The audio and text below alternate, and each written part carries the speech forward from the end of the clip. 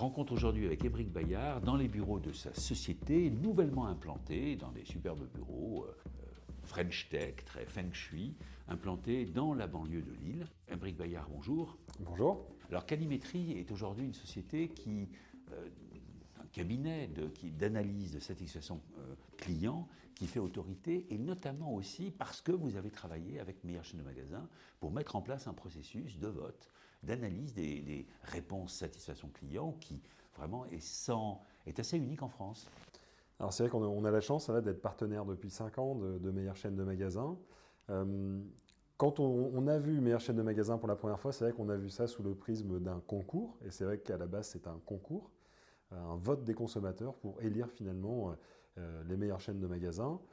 Mais tout de suite, on s'est dit que ça pouvait être quelque chose de très intéressant aussi à exploiter, de profiter de l'ensemble de ces votes. On parle quand même de plus d'1 million de votes par an, pour offrir un panorama de consommation. Parce que finalement, si on tend le micro à 1 million de consommateurs, bon, c'est très bien de leur demander finalement quelle est la marque, leur enseigne préférée. Mais ce qui est bien aussi, c'est de savoir c'est quoi finalement leur comportement de consommateur tous les jours. Et donc, en 5 ans, on a agrémenté vraiment, notamment cette partie de questionnaire, pour aller sur des dimensions un petit peu plus de qui sont ces consommateurs, comment ils achètent, est-ce qu'ils sont sensibles au prix, est-ce qu'ils sont sensibles aux avis Google, est-ce qu'ils sont plus achats en ligne ou achats en magasin physique, ou les deux, en tout cas dans quel cas finalement ils vont basculer de l'un à l'autre.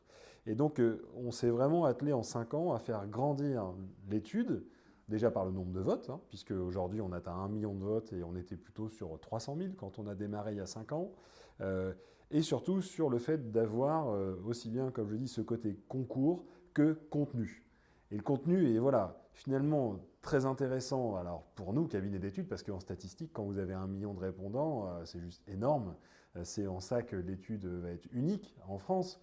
Il n'y a aucune étude qui ait 1 million de votes. Vous faites un panel de consommateurs, 1000 consommateurs nationaux représentatifs, c'est ce qu'on nous présente dans la plupart des études. Là, on est quand même sur 1 million. Donc, dans 1 million, vous allez dresser toutes les strates de population, les gens qui habitent à la campagne, à la ville, les CSP+, les CSP-, les inactifs. On arrive vraiment à avoir quand même quelque chose d'intéressant qui va nous permettre d'aller très loin dans l'analyse de ces résultats. Et bien sûr, qui va permettre de donner aussi de la crédibilité à l'élection de ces meilleures enseignes, puisque finalement, on a quand même un panel fort. Voilà. Alors, il y a évidemment la satisfaction client, satisfaction consommateur, c'est vraiment on a l'impression le Far West, tout le monde veut y aller, tout le monde en fait, tout le monde y va. On utilise parfois le mot de élu ou qui suppose qu'il y a un vote, mais finalement, votre spécificité, c'est d'avoir vraiment développé, joué le jeu du vote. Ah oui, c'est vrai que c'est... Alors en effet, il y a des labels, il y a des concours. Ici, déjà, il faut savoir que n'importe quelle enseigne, sans rien payer, quoi qu'elle soit, en fait, elle est dans le concours. Donc on a référencé, nous, plus de 600 enseignes, rien qu'en France. C'est ça qu'on fait le concours aussi, notamment en Espagne. Mais en France, on a sélectionné 600 enseignes. Les enseignes ne sont pas forcément au courant qu'elles sont dans le concours. Et c'est les consommateurs qui vont voter. Ça arrive souvent, dans l'année, qu'on ait des gens qui soient élus dans leur secteur d'activité sans être au courant au départ. Donc on va les informer que les consommateurs ont voté vraiment pour eux. Et ça, c'est vrai que c'est quand même un caractère unique, c'est que la participation est gratuite, la remise des prix, pareil, je veux dire, ils peuvent avoir leur prix. Alors après, ça va plus être dans l'exploitation de la licence, mais ça, c'est le côté vraiment unique de Meilleure Chaîne de Magasins, se dire, tout est possible, entre guillemets, et chacun sa chance, en tant qu'enseigne. Est-ce que c'était vos idées, vos concepts de base il y a 5 ans, voire même plus tôt, quand Meilleure Chaîne de Magasins a démarré? C'est pas propre à Calimétrie, ça fait partie de la genèse du concours de Meilleure Chaîne de Magasins. C'est quelque chose qui est dupliqué dans plusieurs pays, et c'est vrai que ça fait partie de l'ADN. Voilà. Nous, ce qu'on a plus agrémenté, entre guillemets, c'est la liberté de faire évoluer le questionnaire pour se dire, n'étons pas simplement sur un concours pour élire finalement les meilleures chaînes, mais profitons-en aussi pour mieux connaître le consommateur. Et finalement, quand on parle d'expérience client, c'est apporter un vrai plus aux enseignes. C'est-à-dire que non seulement certaines peuvent savoir qu'elles ont gagné, mais pourquoi elles ont gagné. Et les numéros 2 et les numéros 3, on leur apporte une information en disant aussi, regardez ce qui se passe aussi dans votre secteur. Et regardez comment certains performent sur l'expérience client, pourquoi et auprès de qui, pour finalement donner une information cruciale pour peut-être gagner l'année prochaine. Ou tout simplement, alors gagner c'est très bien, mais surtout tout ce que cherchent ces enseignes, c'est avoir plus de clients.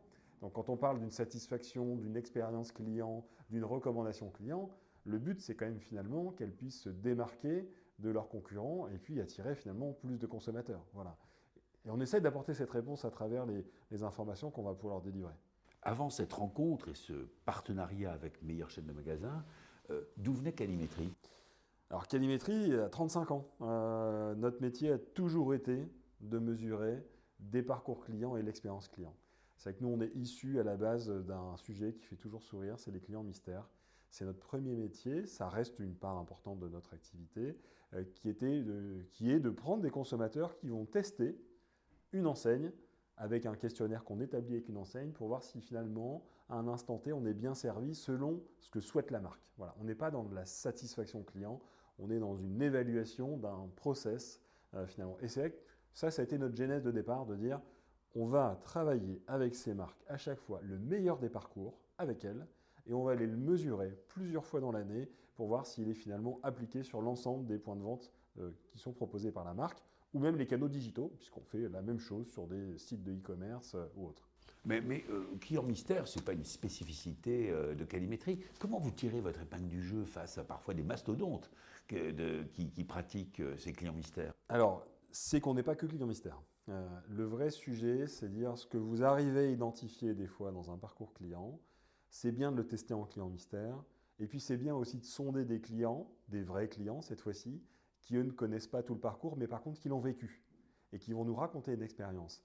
Donc comme en Qualimétrie est là et arrive à grandir depuis 35 ans, c'est qu'on s'est aussi développé sur beaucoup d'autres études, toujours liées au parcours client, à l'expérience client, qui permet quand même d'apporter une vision très complète finalement aux enseignes pour leur dire dans tes process de clients mystères, il y a des choses qui ne fonctionnent pas. C'est ressenti en plus par tes clients lorsqu'on va les sonder.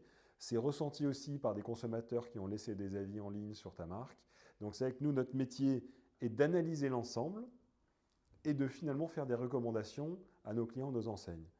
Alors on pense qu'on le fait plutôt bien puisqu'on a la chance finalement d'avoir des marques, quand on démarre avec elles, c'est finalement rare qu'elles nous quittent. Les dispositifs vont évoluer, mais on a des marques voilà, comme Renault, ça fait 15 ans qu'on les accompagne, du Yves Rocher, ça fait longtemps aussi. Donc voilà, on sait qu'on va évoluer avec elles, les écouter et puis leur apporter le petit plus aussi que l'on va pouvoir voir aussi dans les autres secteurs d'activité. Nous, on travaille à peu près dans 15-16 secteurs d'activité, qu'ils soient pour des consommateurs finaux, les fameux B2C, comme des consommateurs plutôt entreprises B2B. Aujourd'hui, voilà, on travaille dans la pharmacie, on travaille dans la grande distribution, on travaille dans l'automobile, dans l'immobilier. On a une vue, et ça c'est ce qui a intéressé aussi Meilleure Chaîne de Magasins, de par nos différents clients, on a déjà une vue d'ensemble finalement d'une consommation plutôt particulière, mais aussi professionnelle, qui va permettre d'enrichir. Voilà, on travaille aussi beaucoup dans le tourisme, des sites de loisirs, des parcs Astérix, des Futuroscopes, le Puy du Fou. À chaque fois, notre métier va être décortiqué, analysé, et finalement les aider à être toujours meilleurs, dans le but, bien sûr, que leur entreprise puisse grandir. Voilà. Et c'est comme ça qu'on tire notre épingle du jeu depuis 35 ans, qu'on est en forte croissance, parce que c'est un sujet pour tout le monde.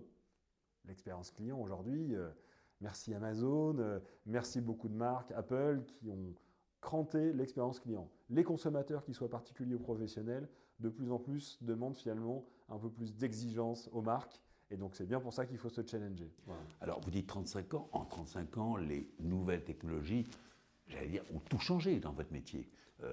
C'est-à-dire que client mystère, autrefois, on imagine que c'était presque des formulaires qu'on remplissait à l'écrit, etc. Aujourd'hui, pour la récolte et la remontée des données, les nouvelles technologies changent tout. En ce qui concerne le vote des consommateurs, c'est la même chose. Donc comment est-ce que vous avez évolué avec les nouvelles technologies? Quelle est aujourd'hui la part, on va dire, de tout ce qui est digital dans ces remontées d'informations? Alors c'est vrai que la partie digitale est très importante. Comme toutes ces marques, toutes ces enseignes sont plus digitales sur leur parcours.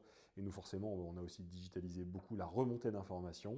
Il y a toujours des démarches qui nécessitent d'aller voir un point de vente, qui nécessitent de sonder quelqu'un en face à face. Par contre, l'information remonte extrêmement vite. Voilà. Vous faites une opération, elle est tout de suite saisie. 24 heures après, on peut délivrer une information à un point de vente, nettoyer, clean, contrôler. Et c'est vrai que nous, le côté digital est un accélérateur de remontée de traitement. On utilise beaucoup de systèmes avec de l'intelligence artificielle aussi pour notamment tout ce qu'on appelle des verbatims, des commentaires, tout ce qui va remonter dans les avis. Aujourd'hui, on entraîne des machines qui nous permettent d'analyser très rapidement tout ce qui a été dit. On est sur un flux continu. Tous les jours, vous pouvez avoir 300 avis sur votre enseigne. Et ben, en instantané, quasiment, on va vous dire finalement codifier tout ce qui a été dit sur quelle thématique, positive, négative. Donc c'est vrai qu'on a beaucoup d'accélérateurs dans notre traitement de données, mais aussi dans la restitution des données. On est éditeur d'une plateforme qui s'appelle CX First, qui est un hub de data, un hub de données, qui va permettre à toutes ces enseignes de récupérer les informations que nous avons traitées pour se faire une vue claire, instantanée, tous les jours, et quel que soit finalement, on va dire, ce qu'on appelle la granularité de leur réseau. Que je sois le big boss d'une grande enseigne ou tout simplement le point de vente, bout de maillon qui reçoit le client, instantanément, je vais avoir l'information. Pour mon point de vente qui me concerne, mais en tant que, entre guillemets, patron de la marque, je sais tout de suite ce qui se passe sur mes 400-500 points de vente. Et ça, c'est une évolution qu'on a fait. C'est une plateforme propriétaire de Calimetri qu'on offre bien sûr à tous nos clients pour qu'ils puissent avoir cette vue instantanée. Voilà. Mais les enseignes, ou même d'ailleurs les points de vente individuels, ont déjà des avis, allez, Google, sur leur propre site, etc. Et puis alors on sait aujourd'hui que justement les gens se défoulent, l'anonymat favorise ce défoulement. Donc en quoi est-ce que vous apportez quelque chose d'autre pour une enseigne, Jean ? Ouais. Alors nous déjà, c'est vrai que c'est vrai que des gens se défoulent, mais il y a aussi du très bon à aller chercher, parce que c'est vrai que dans les avis, il y a aussi des gens très positifs et qui passent des messages sympas, et du coup c'est important de les retransmettre. Nous, on devient facilitateur, parce qu'en effet, vous avez des fois des sondages, vous pouvez avoir un partenaire qui va les faire, vous les faites en interne, vous avez des avis sur les réseaux sociaux, des fois sur plusieurs plateformes, des TripAdvisor, des Google ou autres. Vous pouvez avoir aussi des données de chiffre d'affaires qui sont intéressantes pour vous. Aujourd'hui, avec notre plateforme CX First, on réunit toutes ces données au même endroit. Pourquoi ? Parce qu'on pense que finalement, des fois, ça a du sens de regarder ces sondages, ces visites mystères, ces avis Google, le trafic qu'on a eu dans son point de vente ce jour-là. Voilà, cette donnée-là, elle vient des caisses de nos clients, de leur système de caisse, et on va venir le croiser. Puisqu'on peut être mauvais une journée, parce qu'on a eu énormément de trafic et qu'on ne l'avait pas vu venir. Et c'est vrai que quand on va manager ses équipes, regarder finalement ce qui s'est passé, autant avoir toute l'information disponible. Donc c'est vrai qu'il y a beaucoup d'infos, mais c'est rare d'avoir toutes ces infos au même endroit. Et nous, notre métier, c'est finalement de les mettre en entonnoir dans cette plateforme, qui fait que voilà, c'est des plateformes à chaque fois qui sont créées en fonction de ce que souhaite la marque. On va leur faciliter finalement cette vision d'information où tout va être au même endroit. D'où le nom de hub, comme un hub aérien. À un moment donné, on se retrouve tous à l'aéroport. Bah là, c'est pareil. On arrive tous à l'aéroport et surtout, on a une lecture de ce que ça veut dire. Voilà. Parce que c'est vrai qu'on peut avoir beaucoup de données, mais rien y comprendre. Notre métier, c'est quand même finalement de faire parler cette donnée et de la porter dans un endroit unique pour être certain que la bonne décision soit prise au bon niveau. La décision d'un point de vente n'est pas forcément la décision de toute une enseigne. Donc un point de vente peut avoir une action hyper locale parce qu'il y a un sujet qui le concerne et en même temps, le patron ou le chef d'une enseigne peut décider d'une action globale parce qu'il a vu que voilà, sur ces 500 points de vente, il y avait quelque chose de particulier sur lequel il pourrait faire la différence. Voilà. Alors vous parlez de données personnelles, données des clients. Alors évidemment l'inquiétude, c'est comment protégez-vous nos données ? Alors, et vous savez, à la fois on y va tous, mais de l'autre côté on se pose des questions. Bon, déjà, il faut savoir que même si on se protège, c'est sûr que nos données sont récupérées partout. Nous, déjà, sur l'ensemble de nos sondages, les votes de meilleure chaîne de magasins, il y a un consentement qui va être demandé aux clients.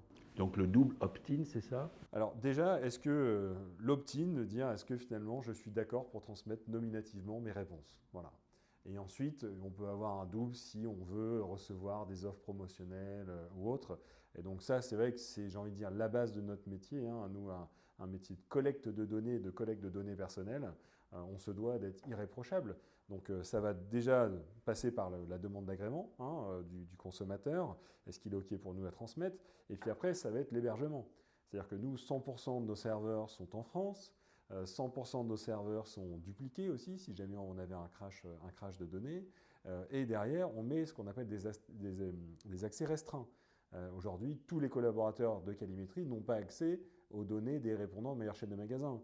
Il y a 3-4 personnes maximum qui ont les accréditations pour aller sur le fichier de données parce qu'on les a signalés à notre DPO comme quoi c'était quelqu'un qui finalement avait le droit et un sens dans le regard de ces données. Voilà. Donc c'est vrai qu'on a pas mal de points, de barrières qui vont nous permettre, des garde-fous, qui vont nous permettre voilà, d'éviter que quelqu'un parte avec une base de données. Après, attention, il y a des pirates qui sont très malins, personne n'est infaillible, on l'a vu, il y a des grandes banques qui se font hacker. Le tout, c'est d'avoir un maximum de protection pour être certain qu'on évite voilà, le vol de données, l'utilisation frauduleuse de ces données après derrière. Et c'est vrai que au niveau de Calimetry, c'est un sujet de tous les jours, voilà, puisque on a des clients, comme je disais, qui sont dans la santé, des clients qui sont dans la banque, et on est vraiment sur de la donnée sensible, et on ne peut pas rigoler avec ça. Voilà. Aujourd'hui, Calimetry, combien de collaborateurs et parce que j'imagine en 35 ans, les choses ont beaucoup changé. Comment sont-ils affectés? Ils sont plus, on va dire, des geeks qui travaillent sur des traitements de données, ou alors on est aussi dans le côté satisfaction, presque RH du consommateur? Aujourd'hui, pour donner une vision, c'est déjà 200 collaborateurs. Donc on est 140 en France, on est 60 en Espagne. L'Espagne gère l'Espagne et le Portugal. La France, bien sûr, elle gère la France, mais elle gère aussi nos clients internationaux, puisque souvent on peut signer un client en France, mais il a des points de vente à l'étranger. Aujourd'hui, dans les gens que nous avons, forcément, on a beaucoup d'analystes, des statisticiens, des gens qui vont vraiment travailler la donnée. C'est à peu près une trentaine de personnes qui sont dédiées à ça, qui vont traiter ces données, l'analyser et la restituer aux marques et aux enseignes. On a des gens aussi qui vont être là pour gérer la relation avec nos enquêteurs mystères. Donc là, c'est à peu près 40 personnes. Vous gérez combien d'enquêteurs mystères? Alors, les clients mystères? On a une base aujourd'hui de 100 000 enquêteurs mystères, rien qu'en France. Et donc, c'est vrai que tous ne font pas des missions tout le temps pour nous, parce que vous n'avez pas forcément tout le temps le profil de celui qu'on cherche, de luxe, ou avec des lunettes, ou avec un sujet d'audiologie. Donc voilà, nous, généralement, ils vont faire, certains, beaucoup de missions dans l'année, certains vont faire 2 ou 3 missions, parce que ça va correspondre à leur endroit, leur lieu de vie et surtout au profil que l'on va rechercher. Mais voilà, on anime cette communauté de 100 000 enquêteurs mystères. Est-ce que vous êtes tombé dans la satisfaction client quand vous étiez petit? Est-ce que vous venez éventuellement de Cupertino et de la Silicon Valley? Quel est votre parcours? Comment est-ce qu'on devient le directeur, le président de Calimetry? Moi, le parcours, école de commerce, on va dire que c'est classique. J'ai démarré chez Bouygues Télécom. Dans l'accompagnement de vendeurs. Donc j'ai baigné tout de suite dans le bain d'animer des forces de vente et d'animer dans des points de vente. Et puis un jour j'ai découvert Calimetry, aussi parce que je voulais remonter dans le Nord. Je suis devenu consultant de cette société. Je suis déjà rentré par un stage, voilà, à savoir. Puis après consultant, chez nous c'est commercial. Et ensuite directeur commercial. Et puis un jour j'ai eu l'opportunité, via un départ à la retraite, de reprendre l'entreprise. Donc voilà, c'est du stage à la reprise de l'entreprise il y a maintenant 7 ans. Donc voilà, c'est un parcours entre guillemets de 15 ans, par pas mal d'étapes, mais du coup qui permet aussi d'avoir une bonne vision de finalement tout ce qui se passe. Voilà, quand vous démarrez, vous voyez un petit peu tout ce qui se passe à tous les niveaux de l'entreprise. Quand vous reprenez l'entreprise, est-ce que d'autres collaborateurs, ou est-ce que votre politique c'est un peu d'intéresser les salariés, les collaborateurs au capital de l'entreprise, on va dire? Alors, quand j'ai repris, c'était un des souhaits, mais pas forcément possible tout de suite, parce que j'ai repris aussi avec des fonds d'investissement. C'est une société qui avait déjà 130 collaborateurs, donc il y avait déjà un petit montage à organiser. Par contre, cette année, voilà, vu qu'on a plus de maturité, on a réussi à proposer l'ouverture du capital aux collaborateurs. Donc ça a été proposé à l'ensemble de nos CDI ayant plus de 2 ans. Voilà, on a mis quand même un critère d'ancienneté, 2 ans, ça va, ça reste disponible. Et on a 21 collaborateurs parmi nos CDI qui ont investi dans l'entreprise. Je dis bien investi parce que pour nous, c'était important aussi que ce ne soit pas qu'un don de part. Voilà, ce n'est pas un don d'action. C'est des gens qui ont pris sur leur épargne personnelle parce qu'ils croient dans le projet, parce que aussi ça faisait 6 ans que je les animais avec mon équipe et qui se sont dit tiens, on a envie de faire partie finalement de l'évolution de Calimetry. Donc on est hyper fiers d'avoir ces 21 collaborateurs. On avait mis une enveloppe à souscrire et on a dépassé l'enveloppe à souscrire. Voilà. Et du coup, on était, nous, en tant que dirigeants, ravis de laisser plus de place encore finalement aux collaborateurs. Et là, on sent vraiment qu'il y a une dynamique encore différente de ce que l'on avait connu avec ces du coup collaborateurs actionnaires. Voilà. Alors dans votre développement, il y a eu aussi cette phase de rachat de société. Pourquoi racheter une société? Qu'est-ce qu'elle vous a apporté? J'ai repris Calimétrie. 1 an après, on a repris la société Keolia.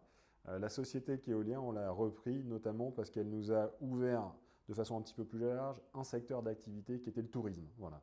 Et c'est vrai que pour nous, c'est important d'être présent. J'ai dit, on est présent dans une quinzaine de secteurs d'activité, mais on ne pouvait pas ne pas être présent fortement dans le tourisme quand on est en France. Je veux dire, c'est quand même le secteur, le pays qui accueille le plus de touristes au monde. Et voilà, on a vu cette opportunité et on s'est dit, voilà, c'est quelque chose d'intéressant. On se développe beaucoup par nous-mêmes, mais des croissances externes, soit pour gagner un secteur d'activité, soit pour être présent plus localement dans un pays, sont des choses qui nous intéressent. Parce qu'on a besoin, aussi bien dans un secteur d'activité, d'être expert pour faire la bonne reco, que dans un pays, d'avoir vraiment des consommateurs aussi locaux, notamment pour les clients mystères, qui vont pouvoir interpréter un parcours d'une marque allemande en Allemagne. Je veux dire, il faut être local aussi pour pouvoir le sentir. Voilà. Alors justement, vous êtes mondial, vous venez de l'expliquer, enfin en tout cas, bon, le soleil se couche parfois sur votre empire, mais vous êtes très local. Vous-même, vous êtes du Nord, c'est une entreprise lilloise, j'allais dire, et fière de l'être. Est-ce que pour vous, cet ancrage local, ça participe, parce que vous ancrez aussi dans un écosystème qui est assez vertueux à Lille? Déjà, Lille est sympa. Du coup, on aime bien être à Lille. Alors, c'est vrai qu'on est une entreprise locale. Maintenant, on a beaucoup de nos clients qui sont à Paris. La question pourrait se poser pourquoi on n'est pas tous à Paris. Bon, quand vous avez 1 heure de TGV et que vous avez un super confort de vie à Lille, c'est plutôt sympa. Et d'ailleurs, finalement, on a embauché pas mal de Parisiens qui ont quitté Paris pour habiter à Lille. Donc, oui, on est attaché au bassin local parce qu'on est aussi French Tech. Donc c'est un réseau voilà, qui est important pour nous, on est French Tech Lille, donc on travaille avec aussi des startups autour de nous dans l'écosystème de Lille qu'on va venir intégrer dans nos offres. Et par contre, voilà, on n'a aucune limite, aucune frontière, c'est-à-dire on sait aller à Paris, mais on sait aller aussi à Dubaï s'il faut aller à Dubaï parce qu'on a un client à aller voir. On a la chance aujourd'hui d'avoir que des grandes marques qui travaillent avec nous. La plupart d'ailleurs on les a signés en France, mais elles nous font confiance sur les autres pays. Ça nous amène à travailler dans 30 pays pour Renault. Voilà. Et c'est vrai qu'on est parti de 4 concessions dans le Nord avec lesquelles on a démarré, puis on a démarré le national. Et puis voilà, sur certains dossiers, on va faire des mesures au Brésil pour eux. Là, on vient de signer avec une enseigne, une marque qui est Royal Canin. On va les mesurer en Australie, en Chine. Donc là, on est fiers, voilà. Mais on reste locaux. Voilà. Après, la techno, le côté digital nous permet aussi d'avoir des opérations dans pas mal de pays. Et quand on a besoin d'avoir des acheteurs locaux, on a un réseau de partenaires. Voilà. Donc, quand on va aller tester, entre guillemets, au Brésil, on passe toujours par un partenaire local. Par contre, il va mettre ces données dans nos outils. Et le reporting final pour Renault sera toujours dans la plateforme CX First, parce que pour ces marques, c'est important finalement d'avoir qu'une seule voix au bout et qu'une seule analyse. Mais par contre, il faut savoir être malin, voilà, pour se dire où est-ce que je peux couvrir et comment je peux couvrir ces différents pays. Vous venez de lancer, c'est la nouveauté, pour Meilleur Chef de Magasin, ce hub, c'est un consommateur expérience, CX. Donc là, c'est une mise en place, vous l'avez décrit comme un agrégateur de données. C'est quoi les autres chantiers de Calimétrie, peut-être aussi de développement de cette plateforme? Allez, dans les 2, 3, 4 ans qui viennent. Là, c'est vrai que Calimétrie se développe sur sa partie études. Voilà, c'est vrai que c'est notre cœur de métier. Donc là, on travaille de plus en plus notamment sur des études image et notoriété qui nous sont demandées. Toutes les enseignes cherchent un petit peu à se positionner les marques où elles sont par rapport à la concurrence. Donc là, on a, nous, sur Calimétrie, pas mal de développement là-dessus et pas mal de développement sur l'international. C'est vrai que le scope des enseignes que l'on accompagne grandit et c'est vrai que toutes les marques sont internationales. Donc ça, c'est vraiment quelque chose sur les 2-3 prochaines années qui nous booste et qui va nous booster. Côté CX First, c'est vraiment ce hub de données. On l'a créé maintenant il y a 5 ans. Aujourd'hui, on a 120 marques intégrées dedans. Il y a beaucoup de nouvelles fonctionnalités qui arrivent. On parlait d'intelligence artificielle dedans. L'idée, c'est que cette plateforme aide encore plus, entre guillemets, à générer le bon plan d'action, la bonne décision au local et au niveau global. Donc là, le plan de route de CX, c'est continuer à délivrer des nouvelles fonctionnalités vraiment dans ce côté-là, analyse rapide et prise de décision rapide. Et puis CX, on est à 70 000 utilisateurs, c'est 2 fois plus que l'année dernière. Donc Là, voilà, notre objectif est plus de marques et plus d'utilisateurs.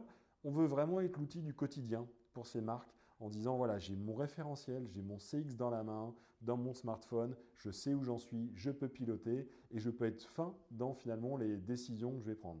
Donc c'est vrai que ça va beaucoup nous driver. On joue sur Calimetry, on joue sur CX First. Les deux se rendent service, entre guillemets. L'international marche sur les deux.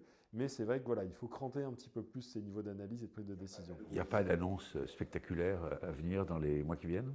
L'annonce spectaculaire, c'est juste que dans un environnement compliqué, aujourd'hui, on s'en sort très bien et on s'en sent bien parce que justement, tout le monde a besoin de mieux comprendre ses clients, ses consommateurs. Donc voilà, la grande annonce, c'est de dire simplement, toutes ces marques, le bon signal, c'est qu'elles se creusent pour mieux servir les consommateurs et que nous, là, on a l'air de bien pouvoir répondre à ça.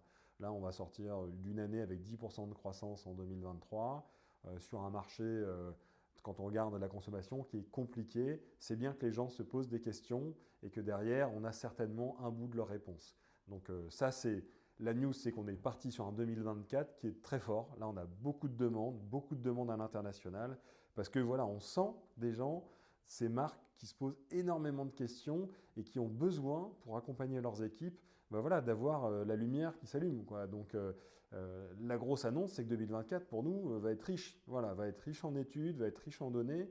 Et surtout, on va restituer énormément d'informations. C'est-à-dire que même de meilleures chaînes, si on revient là-dessus, on fait toujours un webinar, d'ailleurs avec Procos, voilà, le syndicat des enseignes, parce qu'on a envie de donner cette information. Et donc là, on sait que l'année prochaine, on va ponctuer toute notre année avec un événement par mois pour traiter les différents secteurs, un sur l'automobile, un sur le tourisme, un sur l'immobilier, gros sujet immobilier quand même. Donc voilà, là, on le traite du côté vraiment consommateur final, mais aussi les promoteurs, comment ils vont vivre leur année. Donc voilà, les actus pour nous vont vraiment se rythmer sur 2024 et on a déjà un carnet de commandes qui est plein parce que les gens se posent des questions. Voilà. Et puis les deux grands rendez-vous avec meilleure chaîne de magasins, vous avez parlé des marques. Donc c'est d'abord Trophée meilleure marque. Un petit mot pour présenter pourquoi le Trophée meilleure marque. Voilà, Trophée meilleure marque qui en est à sa 3e édition. C'est dire, il y a les enseignes, mais il y a aussi les marques. Et les marques, c'est important aussi parce que voilà, qu'est-ce que vous allez choisir pour votre équipement de maison, pour votre vélo. Vous allez aller dans une enseigne qui peut être multimarque, mais finalement, la marque, quand on est face à elle, comment on fait son choix? Donc voilà, meilleure marque a été lancée. Et là, on utilise les mêmes processus de vote. Ce sont les clients, les consommateurs qui votent pour la meilleure marque. On choisit des catégories, on sélectionne des marques bien représentées au niveau national sur ces catégories et on fait voter les consommateurs. On est dans la même mécanique, voilà, de se dire, alors, il y a encore beaucoup de nouvelles catégories qui arriveront, hein, donc on avance sur le concours, mais c'est bien ce sujet-là de dire, voilà, cher consommateur, choisis finalement les marques et dis-nous pourquoi tu nous as choisi ces marques aussi comme étant ta marque préférée, voilà, dans les secteurs d'activité que j'ai évoqués juste avant. Donc là, le concours, les votes ont démarré depuis le mois de novembre, on s'arrête en début d'année, on restitue les résultats début mars, voilà. Et puis ensuite, les votes meilleure chaîne de magasins qui vont être lancés donc c'est au printemps, mai, juin. Et puis jusqu'en juillet, est-ce que les Jeux Olympiques vont être un événement qui peut perturber, à votre sens, à votre avis, ce genre de vote et d'élection? Non, je pense que, ni en plus ni en moins. J'entendais peut-être des secteurs sport ou équipements sportifs qui seraient dopés par cela. Ils sont déjà bien présents, donc je pense que voilà, ça. On n'a pas que des JO, on le voit dans le tourisme, parce que nous on travaille dans le tourisme, donc là ça va être très fort, mais sur la France, je pense que voilà, il y aura déjà pas moins de votes. Forcément, les catégories de sport ou autres vont bien ressortir parce qu'il va y avoir beaucoup de communication. Je pense à Decathlon qui est partenaire des JO, ça va être une année très forte pour eux en tant que partenaire officiel. Donc ils ont déjà gagné l'année dernière. On peut imaginer qu'ils vont défendre leur prix fortement cette année. Voilà, là nous on est tout à fait confiants parce que on sent aussi que les marques ont de plus en plus d'intérêt pour ce concours et pour ces prix. Donc là, beaucoup nous posent des questions en disant mais quand est-ce que ça démarre les votes? Tiens, on était arrivé 2e ou 3e, où on a gagné. Donc là, il y a un énorme intérêt qui ne fait que se confirmer depuis les 5 ans qu'on le mène. Donc moi, l'édition, la nouvelle édition, je la sens très très bien, quoi. Voilà, je pense que tendre le micro de toute manière aux consommateurs, ça marche. Et là, par aussi toute la communication qui est faite autour du prix, des marques qui sont fières de l'avoir, qui passent en pub télé avec aussi, ne fait que la promotion finalement du concours et l'envie de finalement d'y participer et puis d'être élu, quoi. Voilà, on le sent bien que les enseignes ou les marques pour meilleure marque ont très envie d'y être. Alors merci Émeric Bayard. Je rappelle que vous êtes quoi? Président, directeur? Bon, dirigeant, comme ça, voilà, on va résumer. Je suis dirigeant de Qualimétrie. Après, on peut se mettre tous les superlatifs. Mais voilà, le métier, c'est dirigeant. Voilà, le soir tombe sur Villeneuve d'Ascq, c'est cela. Les locaux superbes, très agréables, hein, de votre société Qualimétrie. Il y a le tram qui passe en bas. Qualité de vie, proximité avec Paris, c'est ce qui vraiment vous ancre ici. On n'a pas le choix. Voilà. C'est-à-dire que si on parle du métier de dirigeant, à un moment donné, il faut faire des choix. On a déménagé, nous, en début d'année. Faut savoir écouter, la moyenne d'âge ici, c'est 34 ans. C'est des jeunes, beaucoup d'envie, beaucoup télétravail. Notre souhait, c'était d'avoir un lieu sympa, en effet atypique, tout en bois, en pleine métropole, mais en pleine verdure. Voilà. Donc on a réussi à trouver ce côté sympa du bâtiment, chaleureux du bois et avec un écrin d'un grand jardin. On a la chance de pouvoir avoir ça qui fait que, et aussi tout le monde au même niveau. On n'a qu'un seul étage, avant on était sur plusieurs étages. Là on a réussi à trouver un très grand plateau où on est tous ensemble avec une seule salle de vie, cafétéria, où tout le monde va se retrouver. Et c'est vrai que voilà, on a vu d'ailleurs dans nos sondages, on sonde nous-mêmes nos collaborateurs tous les mois, le niveau de plaisir à venir travailler a vraiment grimpé par rapport à notre ancien siège social, voilà, notamment par ça. Et quand je dis qu'on n'a pas le choix, c'est que si vous voulez garder vos meilleurs collaborateurs, il faut leur offrir aussi un cadre de travail qui corresponde à leurs envies. Même certains me disent c'est mieux que chez moi, voilà. Je suis ravi, viens, viens, voilà. Et c'est vrai qu'on a eu beaucoup plus de facilité à tous revenir, toujours 2 jours de télétravail par semaine, mais certains ont dit tiens, finalement cette semaine j'en ai fait qu'un, voilà, parce que je suis bien ici, ouais, et que j'aime voir mes collègues et papoter. Donc ça on a gagné, quand on entend ça on est content, voilà. Merci Émeric Bayard. Merci.